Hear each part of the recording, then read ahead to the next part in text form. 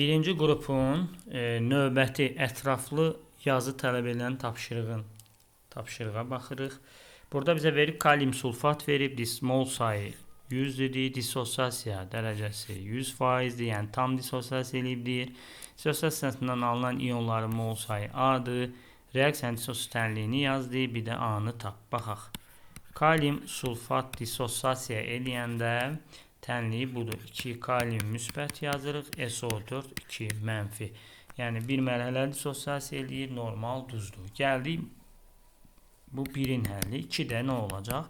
Maddə 1 mol olanda 2 və 3 mol iyon olur.